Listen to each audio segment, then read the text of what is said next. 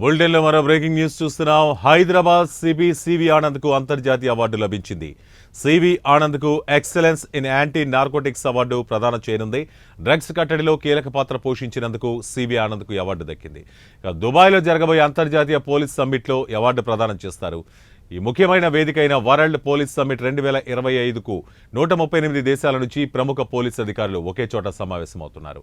ఈ world police summit FBI, NYPD, అలాగే LAPD, metropolitan police UK, Australian federal police, German police వంటి ప్రపంచ ప్రఖ్యాత సంస్థల భాగస్వామ్యంతో వారి వ్యూహాత్మక సహకారాన్ని, ఉత్తమ పద్ధతులను అందిపుచ్చుకోవడానికి తోడ్పడుతుంది. ఆధునిక పోలీసుల సవాళ్లను పరిష్కరించడానికి తగిన పరిష్కారాలు, ఆలోచనలు ఈ వరల్డ్ పోలీస్ సమ్మిట్ ద్వారా ఉపయోగపడనుంది.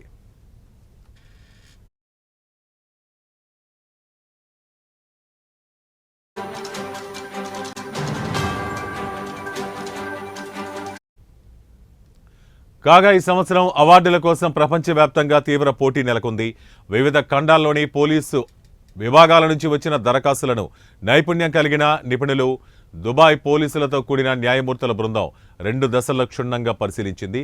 మాదక ద్రవ్యాల సరఫరాపై ప్రభావం, మాదక ద్రవ్యాల వినియోగం తగ్గడం, సమాజంతో కలిసి పనిచేయటం, వివిధ సంస్థల మధ్య సహకారం వంటి అంశాలను మూల్యాంకనంలో పరిగణించారు.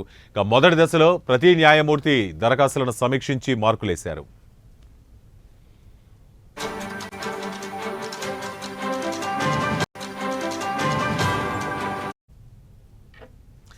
ప్రతి విభాగంలో మొదటి 5 దరఖాస్తులను ఎంపిక చేశారు. రెండో దశలో ఎంపికైన వారిని వారి కార్యక్రమాలు, అమలు చర్యలను సమర్థించడానికి ఒక వర్చువల్ సమావేశానికి ఆహ్వానించారు. ఈ వర్చువల్ సమావేశంలో CV Anand ICS DG CP Hyderabad సమగ్రమైన ప్రజెంటేషన్ ఇచ్చారు.